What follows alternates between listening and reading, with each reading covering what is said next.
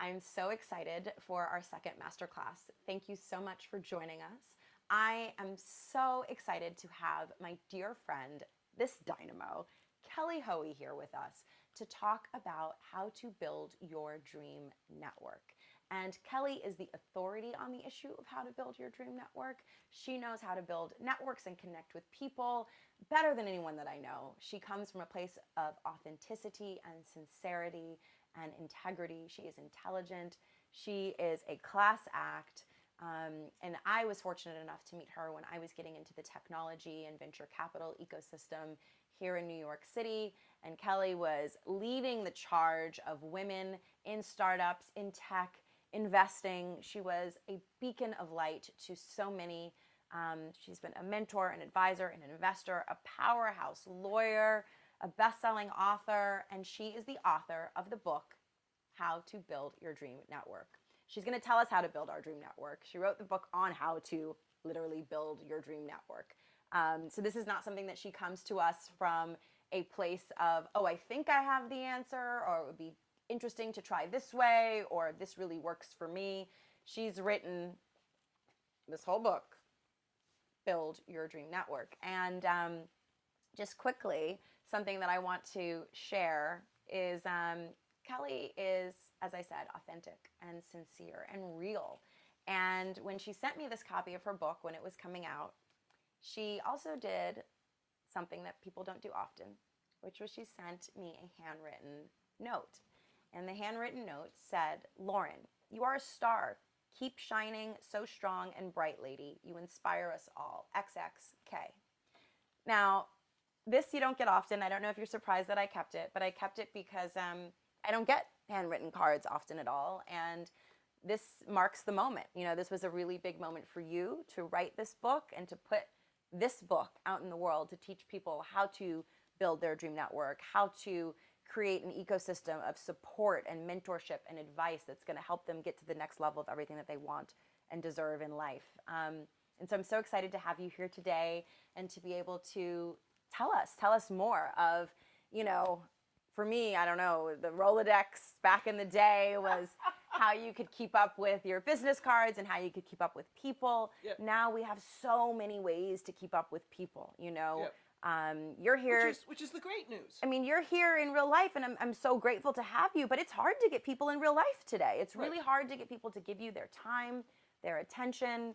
It's hard to find them. You have a million touch points. You know, you've got the DMs, you've got the post, you've got the DMs on various platforms, text, phone, email, what have you. Like, how can we build our dream network? How can we even take that first step? Well, I mean, I think you've hit on it a really important point, which is we all live messy, complicated lives.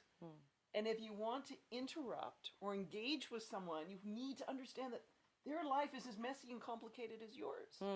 So how do you respect and acknowledge that? How do you reach out to them in a way that they're going to hear you? And part of the way people are going to hear you is if you've been there for them. You know, I've got a text message sitting on my phone that's going to sit there for a long time. This person shows up only when they need something, and they're always asking me for something that they could do for themselves. I am not Google. There's a little feature called Google. Go Google your answer and then come and ask me when you can't find it. You know, so I think recognizing the other people have messy, complicated lives, and then sort of saying, hey, you know, how do I make people feel that they would want to come and help me? An example that I often use is think about a password prompt to remind you, or a security prompt for your password. Who was your favorite teacher? Not how much money did you make last year, right? It's how do people make us feel? And you really need to stop and think how you make other people feel. Because that's part of the key of building a dream network. Now listen, there's some relationships that you will instantly meet someone. Other people you will meet and it'll be a while before something happens. But you have to go into every human interaction, you know, with that open heart. And with that, you know, I want to know who they are rather than what can they do for me? What can they do for me? What can they do for me? I feel you on that, because I speak often when people are saying, well, how do I get a great network? How do I get any network? How do I get to so-and-so? And I always come back to that. It's like, if you're coming up to me to ask how to get to someone else, or if you're coming up to me to ask me what I can do for you right off of the bat without even a hello, or without even us having a chance to get to know and appreciate each other in whatever way we might have a common interest, it comes off as transactional, and it's a turn off to me. And then I'm like, eh.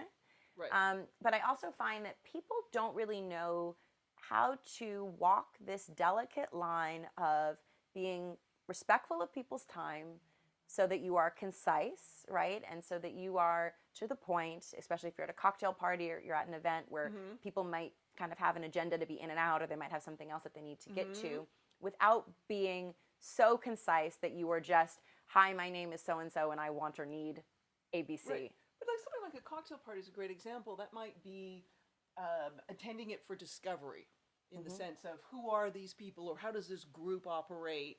Do I want to be part of this organization? You might go to something just to hear you speak, so that you could say, I'm just kind of gathering more information. A cocktail party, just like an introduction, does not make a relationship. The only thing that makes a relationship is time.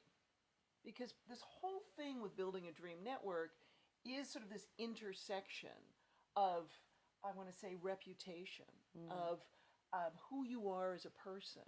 When you think someone reaching out to me or to you, do we want to put our, kind of reputation and social capital on the line because we can vouch for this other person? And if we can't do that, that's why there's often those hesitations. I think, and you're hitting on it with time, because one of the things I always say to people, we have 3 assets in life. You have your reputation, and that's built by your words, your deeds, the work that you deliver, how you show up. Okay, so reputations come and go. You can build it, you can lose it, and you can build it, and you lose it, right? Networks, our personal relationships, we can build those. People, just like ex-boyfriends or ex-husbands, or whatever, you former employers, past colleagues, relationships can come and go, ebb and flow in terms of the closeness and the distance that we have from them. Our third major asset in life is time. And that is non-renewable. Yeah.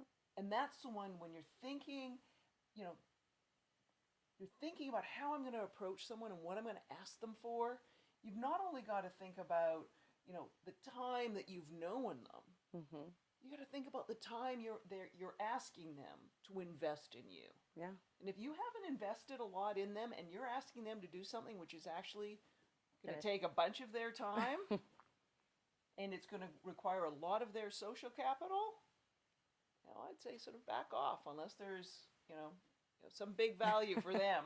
Back off on the ask. So what do you say, since you're the expert on this?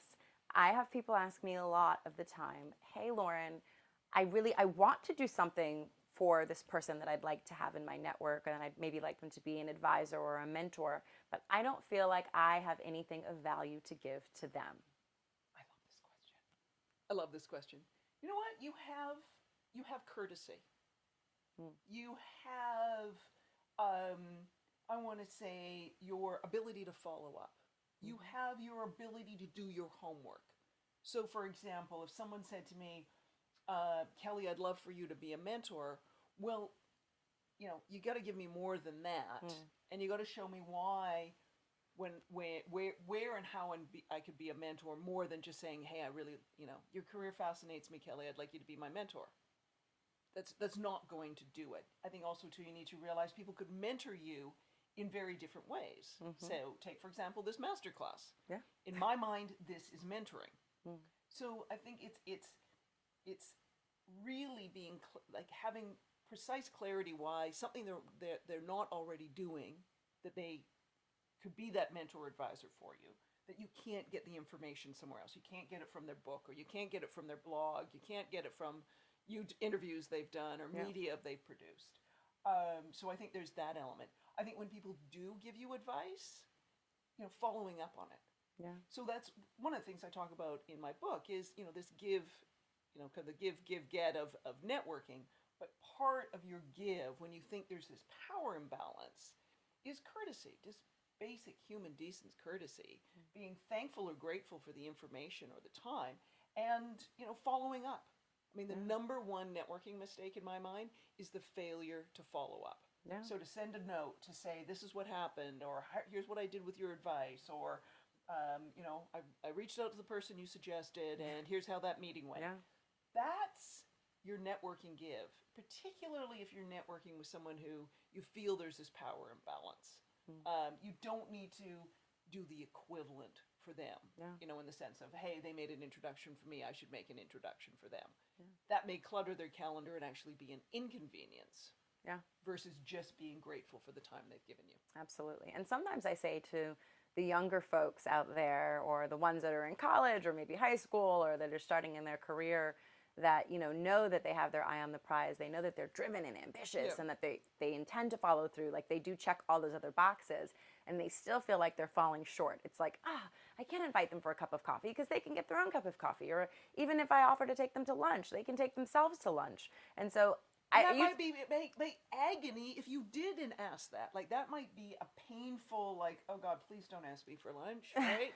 Just send me a note and say, thank you, this is what I did with your advice. That's what only what these people want. So I'm curious to know what you think, because sometimes I tell these young people, and maybe it's wrong advice, so I'm going to take it cue from you now.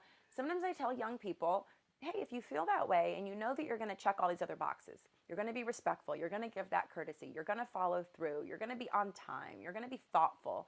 Maybe it's sometimes allowing the person who you want that mentorship from, or who you desire to have as a part of your network, that you can give to them in other ways. And so for the younger people, I sometimes say, hey, look, if someone has a kid, that's close to your age, or that might be more aligned with what you're currently working on, then find ways to bring value maybe to their child. If it's, a new article, or if it's an app that you found that's going to be helpful to them or to their child, or, but find another way to connect to other parts of their life if you can't maybe connect to where they are in their career. Because because, this is my experience sometimes, just because you don't feel like you're on an equal playing field with them in their career doesn't mean that you're not on an equal playing field in life.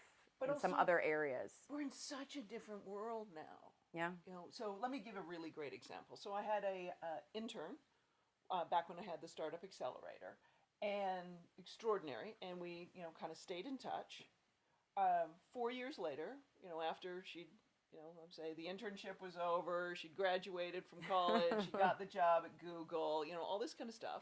And check. Right. But, once or twice a year, we stayed in touch. Wish a happy birthday here. I'm going to be in New York. Let's grab a cup of tea. That kind of thing. And my book came out, and Abby reached out to me and said, would you like to come and speak at Google? Can we do a book event at Google? So some of this, like how you can give back to someone. I created an internship just for Abby so she could say, gee, I really want to do something for Kelly. It doesn't have to be in that same moment. Yeah. And she didn't ever have to do what she did with a speaking engagement at Google. I'm glad she did. Thank you, Abby. But the idea that she kept me in touch in her life, and she consulted me when she was doing career changes, and when there was something that was appropriate. Sometimes, maybe it does work to throw things against the wall. But I think that idea of, when you think of someone sending an article, sometimes, you think of a busy person and you think, gee, they probably already know this information. They may not. Yeah. So if you saw a New York Times article that you thought, God, this is the kind of thing they might be interested in, why not send it to them? Say, hey, you probably thought of this, but I remember we talked about this subject, and I thought of you when I saw this article. You know what, maybe they're really busy and they didn't. So now you're touching on something that I'm really curious to know. What do you recommend? Because I feel as though people, especially now that we are in this digital age, that we have all these different ways to connect, that people, if they don't get a response to that thinking of you, how are you doing text, or that checking in, would love to touch base email, that they don't know what else to do. And so, like, what are the other touch points that you might recommend for people? Because I think it's this fine line of like, okay, I'm being diligent in my follow-up, and I'm being like way too much. How can people get a response? First, remember that people have busy, complicated lives. Mm-hmm. Right? So maybe their phone died. I sat there at the Apple store, probably 2 months ago with a phone that didn't charge. It was going down to nothing. So I had to buy a new phone, that wiped everything clean. Oh, wow. So it's exactly, I saw your face, right? Oh, wow. Right? So all of a sudden it's like people's phone dies, pets die, you know.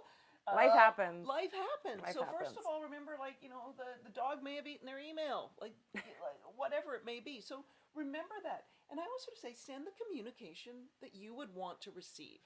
How would you feel receiving your communication? And I think as long as you're courteous and kind, and it could be as simple as, just want to make sure that, this got to the top of your inbox. Yeah. Or, hey, since I last emailed you, these two things have happened. Yeah. Like I said, send the communication that you would be happy if it was you were the recipient of it to receive, as opposed to a communication that you're like, well, let's just hit delete because that was rude. And so there's no easy answer because we're all different, and the circumstances of sending something to someone is different. So I had a situation back in the accelerator days where I had a handshake. Yes, we're going to do business together. Come and sponsor the accelerator. My contact at the corporation went completely radio silent. Oh, they ghosted you. For 4.5 months. No way. And I had to follow my own advice. Wow. So there was the initial email that said, great, I'm glad you're going to sponsor. Let me know what you need. Here's some of the stuff that, we talked about. Here's what's coming up. Mm-hmm. Silence. Then there was the email that, forwarded that back into the top of the person's inbox. Hey, wanted to make sure you saw this. Then there was sort of the email 2 weeks later. It was like, hope everything's okay.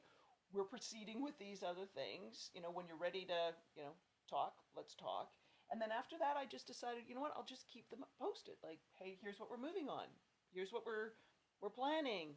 When you're ready to come back and renew these conversations. But otherwise, I just kept them like, hey, Even though you were getting no response. Right. My world is going to continue. And I did that for 4.5 months. And then the person emailed me back. And the first words in the email were, thank you. And thank you for keeping me informed. And I am so sorry I haven't been responsive. There had been a big corporate reorganization. Wow. And this person had never dealt with it in their career. And they had no coping mechanism for it. And we could all be critical and go, like, seriously, can't you get your act together? Like, we could all get sarcastic about it. But we're not that person. We're not that person in that situation. So taking that sort of kind view of, hey, that's okay. You're here now. What do you want to do? Let's move forward is a much better view in my in my mind. That's interesting because I feel that so many people, when they don't get a response, it's almost like 3-strike rule, It's like if you reach out 3 times and you get nothing back, that you kind of assume that they don't want to be bothered. So this is an interesting take where you say, no, continue to keep the morale high, keep the attitude positive, continue to check in, kind of until you're asked not to. Right, yeah, because listen, if someone doesn't want to hear from us, they will let us know. Right? Oh, I'm sure. But I didn't, some of the emails was just like, hey, here's our next event. Hope you saw this. It'd be love for you to attend. So that some of it was not, hey, we got that handshake business deal. Let's get it. I wasn't hammering the deal all the time. Yeah. And some of it was like purely, hey, hope everything's okay at work with you. Yeah. And there isn't something, personal that's happened. But, that light touch and moving on with what I was doing, and they finally came back in. I think if someone doesn't want to hear something, they're going to let us know. Interesting. Let me see if we have any comments here. Do we have any comments? Let's see. Does anyone have any comments or questions? Okay, so everyone, I'm going to ask you, Kelly, how can we actually get started, though? Like, if we are a first timer at our first cocktail party, like, what is your high level, best advice in terms of, how to engage? Is it your elevator pitch? Is it chit chat? Okay, so I'm going to take it a step back. Okay. Take it a step back. Okay, so this is what I think, in terms of the activity. So we're talking about building a dream network, having that community around you, always being part of a sort of a vibrant ecosystem of people who love, respect, admire, want to be part of your world. So but that activity, that busy work of it, I think of networking as every single human interaction. So in this day and age, in this world, we have more opportunities to network than simply going to a cocktail party. And I think if you can get your mind out of the old networking, let's talk new networking, the old networking of I need to meet strangers and I need to go to cocktail parties, and instead take it to I already have a network. I want to deepen my relationships with it, and I want to expand it. How do I do that? That gets us somewhere different. Yeah. And I think that's like one of the worksheets that is included with today's masterclass, which was really inspired by that circle of life exercise. Because one of the things people do is they overlook their existing network. And they overlook the regular human interactions every day. So whether that is a receptionist you meet at the office, whether it is the personal trainer you work out with, whether it is, the people you see on the daily commute, the people in the co-working space, that's part of, your high school friends, college friends, whatever it may be, that's all part of your existing network. And how are you interacting? For me, when you're going to undertake an activity like going to an event or showing up at a cocktail party, as you know, one of my expressions is stop committing random acts of networking. And that comes from when people don't know why they're doing something. Yeah. And if you're standing, whether it's an event, or you're emailing someone for coffee, or you're going to a cocktail party, and you have no clue why you're there, that's a random act of networking. Is that one of those, I want to pick your brain? Can we throw that in the random act of networking? That's in the hideous act of networking. We'll get to that one. But, think about like when you've gone to an event and you're thinking, why am I here? Who told me this is a good idea? When someone says to you, hey, you should sign up for. You need to pull back from that and say, now why? How is this connected to what I'm trying to do right now? Because if we don't know why we're doing something, we can't connect with people authentically. We can't come up with, a conversation. We can't come up with an icebreaker because we don't know why we're there. Absolutely. When someone says we need to do something, we need to ask why. Not only how does it connect to us, but why do they find this activity of value? Just because a group, an organization, an association works well for somebody else doesn't mean it works well for us. How much time are they putting in? How much time have they put in? What is their involvement? So I was global president of 85 Broads. That was the precursor to Elevate, so Global Women's Network. And I got really involved in that network because I was like studying the network. This is well before I was offered the job of president. That network was providing me with template for the alumni program I was building for a global law firm. So I wanted to know how it all worked. So I was deeply curious. I was using the website. I was going to the event. I was blogging on the website. I was volunteering. I was like, we can all join a group. You can show up every once in a while for an event, or you can throw yourself in it. So I threw myself in it. I was getting offered lots of opportunities as a result of all this activity. And a number of women who I worked with at the law firm said, oh my God, we're going to join this it's like Pandora's box. It was like this, Aladdin's lamp. It was like this magical thing. Like if you just joined, all this beauty and magic was going to happen. And I looked at these women and I said, hold time out. Let me tell you why I'm getting value. Here is the value I'm giving. Yeah. So I think when someone says, hey, you should do something like come to this cocktail party, like do a little more homework, do a little more questioning before you get in that room, rather than just sort of blindly going, oh, okay, I'll sign up. And then you walk in and you think, why on earth am I here? Because we've all been there. We've all been in that awkward moment that we're, where's the nearest exit, or how can I stick my face in my phone so I don't have to talk to anybody? Or how long was this scheduled on the calendar for? Can we speed that up? It's raining. Oh, okay, go out. Yes. I want to ask you, what is your definition of someone officially being in your network? Well, it's kind of like concentric rings.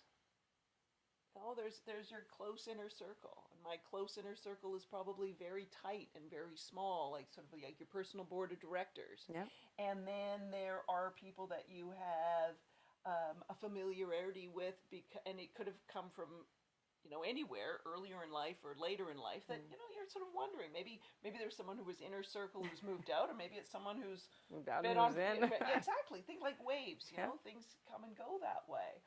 And then there's sort of a larger community who, between having practiced law, having, I want to say, been in law firm management, having moved into the startup community. I mean, there's various, been the president of 85 Broads. There's like all these different segments. Been an investor, been an author, been a speaker, been there's- a writer for right, Forbes, right, and I mean, it's a long list of accomplishments. Yeah, so there's various communities attached around that. Yeah.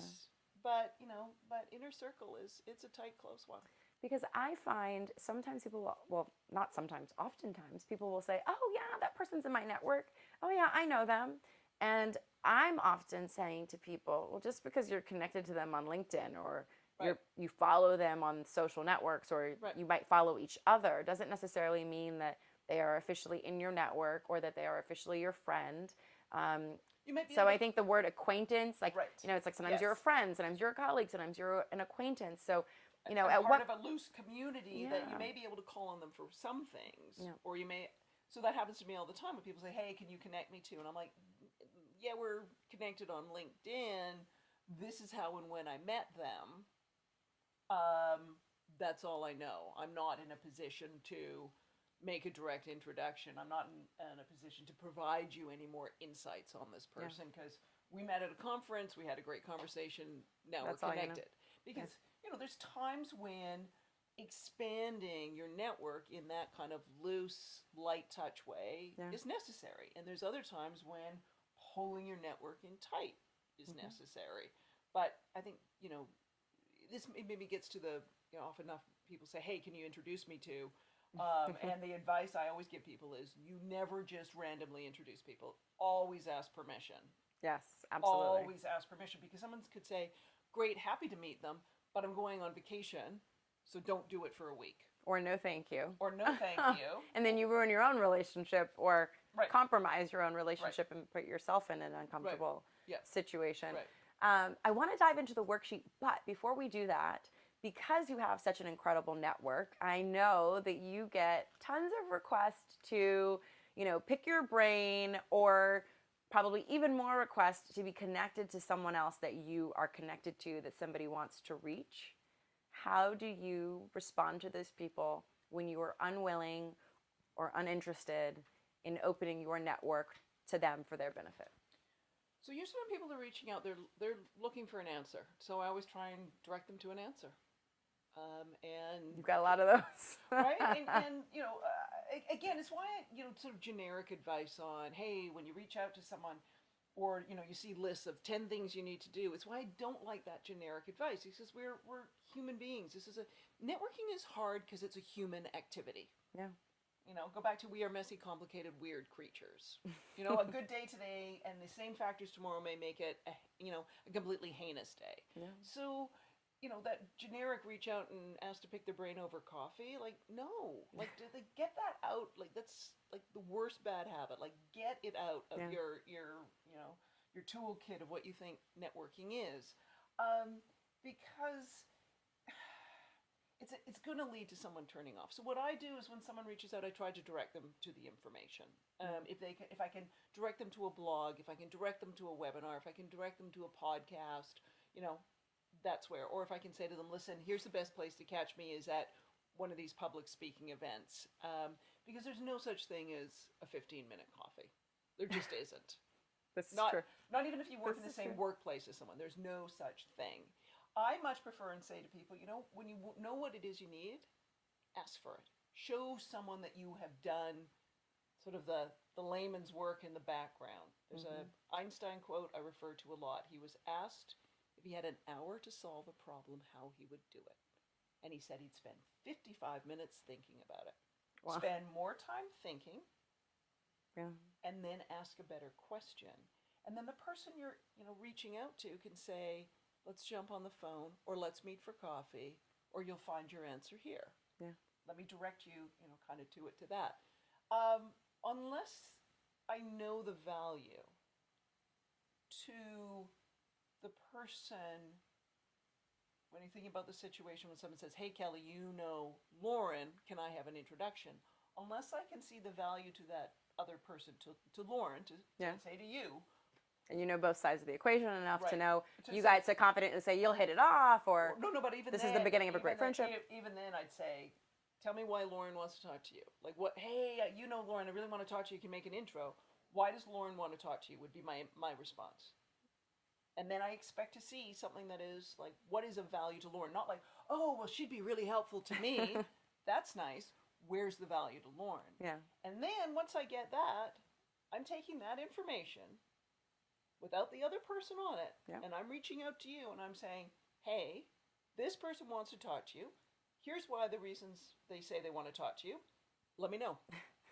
And then you'll wait to hear from me before facilitating that intro. Oh, yeah, no, I never, it's got to be equal equation. I mean, I still to this day, another example I refer to is someone reached out to me, knowing my involvement in the startup community and female founders and all that kind of good stuff, and they were like, hey, Chris Freilich at First Round would be amazing investor for this female founder. See her email below. Can you make an introduction? And I responded with, tell me why they're a good fit, like why their company, like how it fits in First Round's portfolio, and how it, I know his money and First Round's investment is good for them. How are they good for First Round's portfolio? Yeah. Okay, that was about 7 years ago, and I'm still waiting for that email. Wow. If you're not prepared to do that work, like really, like you've got, it's like, what I'm saying, like some ways this networking is like marketing 101. Yeah. Like not, like can you put yourself in the shoes of the other person? How do you make their life, how do you add, exactly. How do you add value? How do you add value, right? It's so hard. You need value, but add some value For to them. some reason, that's a really hard thing for people to figure out. For whatever reason, whether it's that people don't think highly enough of themselves and what they have to offer, whether it's that they're nervous, whether it's that they're just unsure, whether it's that, I don't know, they don't have the time and they really just want to be that transactional and they're hoping for a higher kind of hit rate of success from just being that transactional. I mean, who knows? I can't figure out exactly why, but people find it really hard to open up, to find ways to add value to the life or career of someone else, and to essentially build their network. And I mean, there's been a lot of advice out there that makes people think that networking is just this straight up transactional activity, and then they are hitting their head against the wall, wondering why they have a bunch of LinkedIn connections or a significant amount of followers, but that they don't actually get an email reply, or they can't get the coffee, or they can't get the job letter recommendation, and they're scratching their heads trying to figure it out because they think that this person is their friend because they're socially networked with them, but they can't get a real response. Because we'll use my example of the book with all its bits on it. Our mutual friend, Catherine Finney. Yes. So Catherine had her, and she's interviewed in my book because of her crowdfunding campaign. And people sort of say crowdfunding, but that's marketing. It's like, no. It's networking. Because you have to call on your own network. Yeah. And Catherine, 15, 20 years of a career, from everything she'd done, from her blogging, from BlogHer, from television, always giving to her community. Yeah. And when she finally did her crowdfunding campaign, this was her turn to turn around to her network and say, I now need you to help me. Yeah. And because she had given so much for so many years, her network like breathed a sigh of relief and said, thank you, we can now do something for you. Yeah. And so that's like, you got to take that long-term view. You've got to take, daily actions, but if you think of daily actions as sending a better email, wishing someone a happy birthday, liking a post, reposting somebody else's information. Yeah. It's not that hard to show up for other people every day. It doesn't mean showing up to cocktail parties every day. It doesn't mean, having coffee dates every day. Yeah. It means just being there and noticing and helping other people in their endeavors. Yeah. Or just being nice, Say hello to someone. So if we are really trying to be great at building our dream network, how much time should it take per day or per week to do this even remote kind of virtual activity that we're talking about? The reposting, the commenting, the liking, the engaging, Well, I mean, emailing, whatever it is. Well, even if you took social media, can you spend 15 minutes every morning?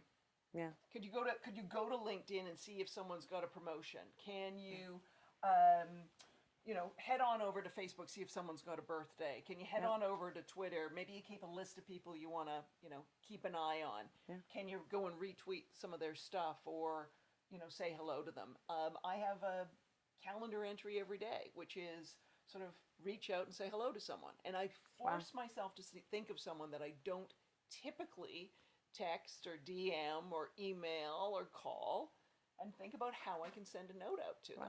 That's incredible. So that's an incredible tip. So everyone put in your calendar at least once per day to reach out to someone that you are not in contact with often and say, I'm thinking of you. I want to know how you're doing. Let's just see. I think we have some comments. Ooh, good. We like comments. Okay, someone loved the example of first round, which happens a lot in the fundraising world especially. So I want to dive quickly into this worksheet that we have on how to build your dream network. So again, this worksheet is compliments of Kelly from her book, Building Your Dream Network, or Build Your Dream Network, and she's teaching us now how to build our dream network. And so there's some fun worksheets in terms of thinking about, activities, and, we love checklists. We love, writing. If you write it down and you cross it out, then there's a really feeling of satisfaction. So there's some things to sort of think about what you could do in a week, but again, or over the course of the month, rather than thinking, oh my God, I have to do this all right now. But two things I want people to start with. First of all, there is this sort of networked life, which is modeled off the wheel of life. And I want you to think about the activities that you're involved with, because a lot of the times people think they don't have a network. Yeah. I want you to start thinking about, who and where you're working with. And as on this circle and this networked life, you'll see that there are examples of, like, who do you do things with? Are you volunteering? Is there, maybe you're involved with your church. Maybe you're involved with a community service group. What are you doing? Are you in a bowling league? Is it a book club? Like, what are you involved in? Because you can create networks everywhere, right? Everywhere you are. You already have these, right? So part of it, you may say, well, I do these activities, Kelly, but I'm like, no. All of those people you're doing those activities with have these crazy networks behind them. They aren't just that person. Yeah.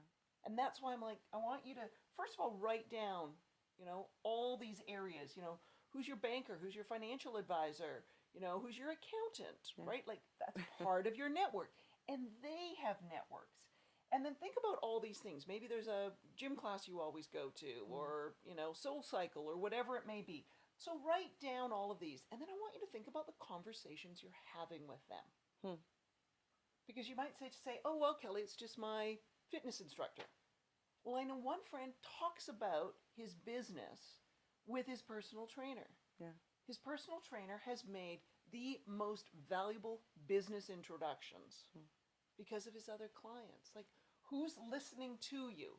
Who is, like, your hairdresser? You might say, well, the hairdresser is more than you as a client, right? Yeah, of course. I had one woman when I was practicing law. She was senior associate, being made partner on a part-time basis, so a big firm. This was a big deal. Mother. And she said, I don't have time for business development. And I looked at her and I said, kind of not an option in a law firm, right? Wow. So let's look at your life. And there was a lot of activities that she did with her children who were young and other moms. So I said to her, who are these other moms? Yeah. Blank look. Really? No clue. As if all mothers of young children are just sort of life support courier systems to get children to play dates and whatever else. I said, find out who they are. Ends up, she had this rich network of other moms to do business with, and once they heard what she did, they were like, oh yeah, we can help you. We know stuff. So she didn't have to add a cocktail party. She didn't have to, start, get on the speaker circuit or anything else. Yeah. She just had to do more than talk about what her kids and their kids did.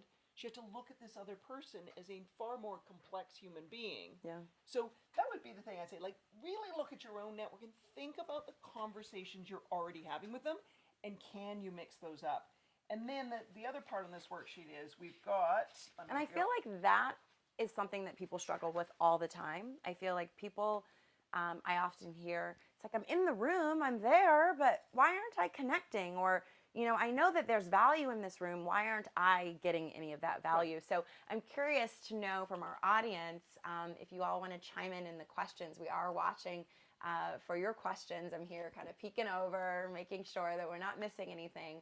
But have you ever been in a situation, or is there a situation that you want to tell Kelly and I about, where you feel as though you're in the room, there's value in the room, and you can't figure out what to say, what to do to kind of break the ice, to engage deeper, to extract value or a networking opportunity out of this room?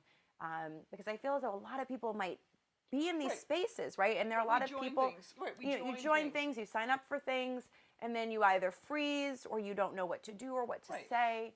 And then that's one of these worksheets tell us about the networking priorities worksheet. And part of it is, this is like, the Path Redefined, like, what's your goal? And what I want everyone to do is like really be clear. And so when I say, what's your goal? You may say, Kelly, it's obvious. I need to get a new job. I'm like, but what kind of job? And some of your networking may be discovery on what's your next career. Yeah. That's one type of networking in terms of who you ask and how you ask them, and the insights you get. Some of that networking may be, well, I know exactly what I want to do, and I'm like, great. Does that mean you need to join, a different networking group or association to see what those people read and think about? Is it, talking to certain colleagues, whatever. That's a different type of networking. So some of this is like, what's your goal right now? Yeah. And as I think about networking, because we often, as we've, so part of the conversation today, we always go down to the activity. Yeah. Like the busy work, like, the thing that takes our time. Yeah. And I'm like, back it up. Start with what it is you're trying to achieve. Yeah, absolutely. Think about the people who can help you get there. Absolutely. And it might be somebody you already know. Mm-hmm.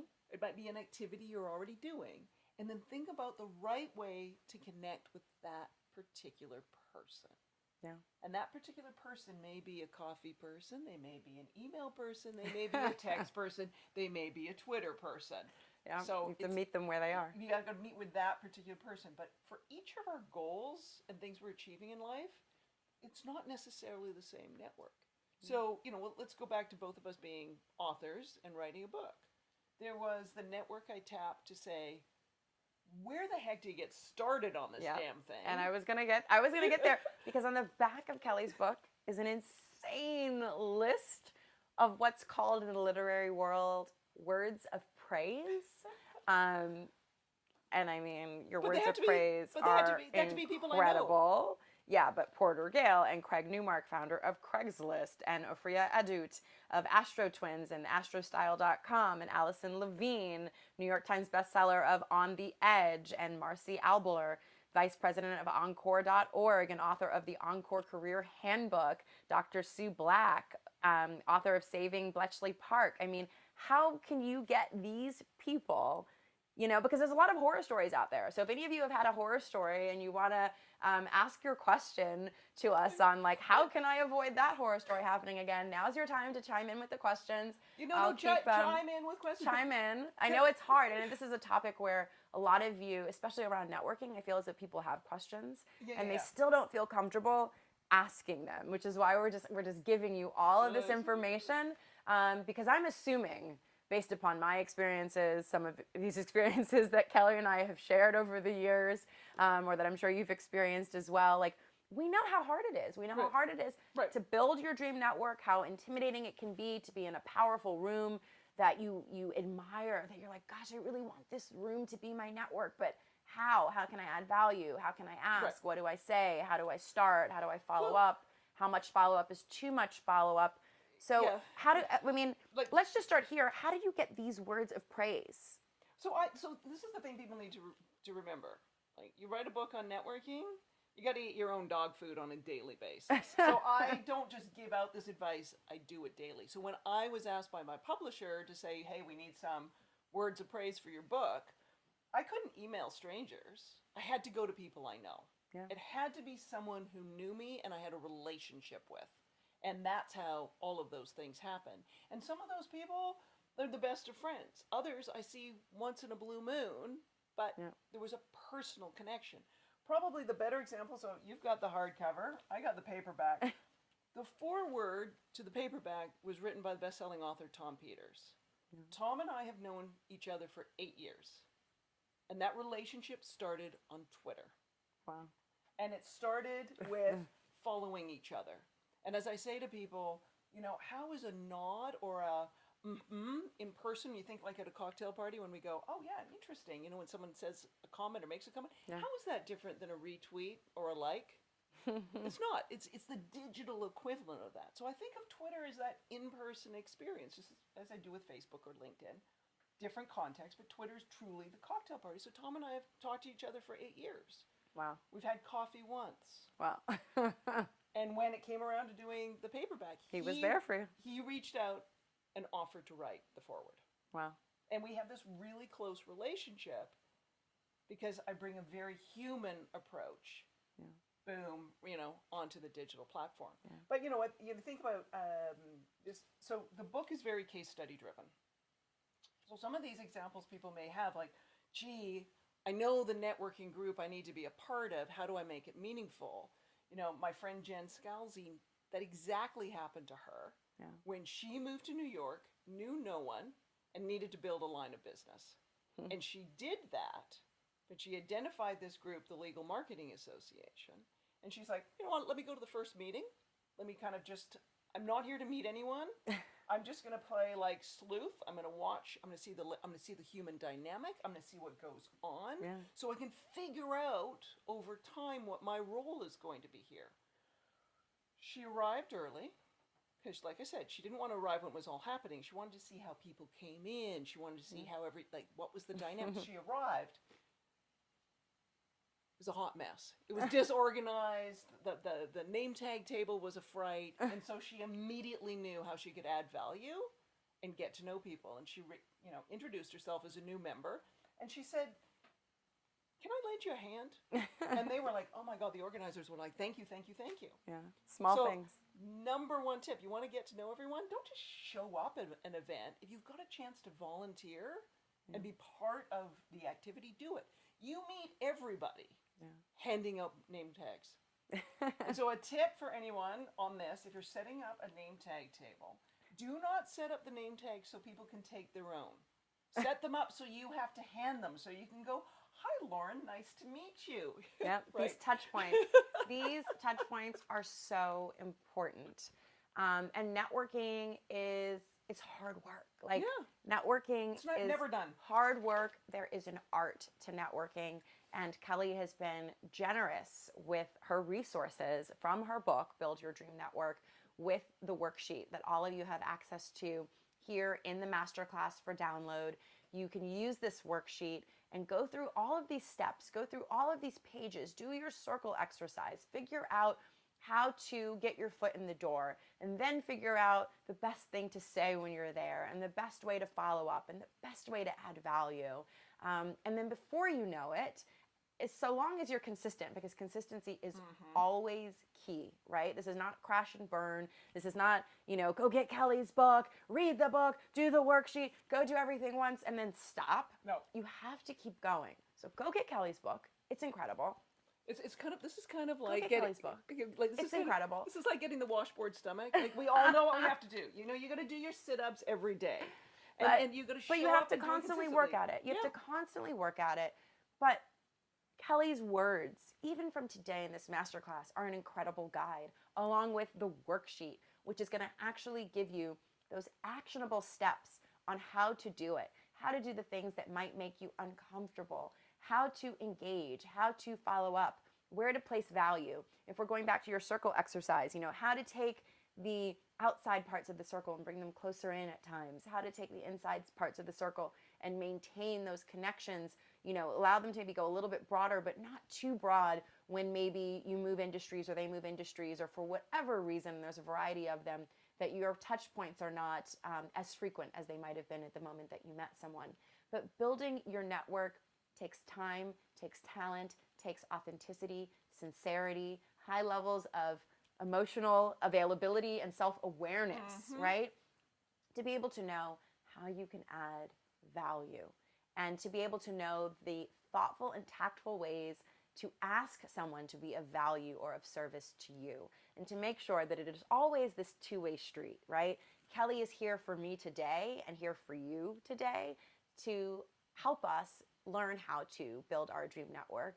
I am indebted to you Mutual. for being an incredible friend, an incredible voice, an incredible and powerful part of my network. I mean that so sincerely. You have been here for me from the very day we met, from that first moment when I was new in an industry. It was tech, it was New York, I was a woman, I was a fish out of water, and you were like, come on, girlfriend, I got you. And but you've always had me, and then this is the mutuality that everyone needs in their network. Yeah. And we're growing. People are evolving every day, and we can't evolve alone. We can't evolve in a vacuum. We cannot evolve in a silo. We need our friends, we need our communities, we need our networks. We need these beacons of light. And if you're lucky, your network is not just going to hype you up. They're not just going to be, your cheerleader or your champion in your ear, in your corner. They're also going to tell you when you're doing wrong, when you can do better, when you're not doing enough. Those are the really, really, really valuable people in our lives and in our networks.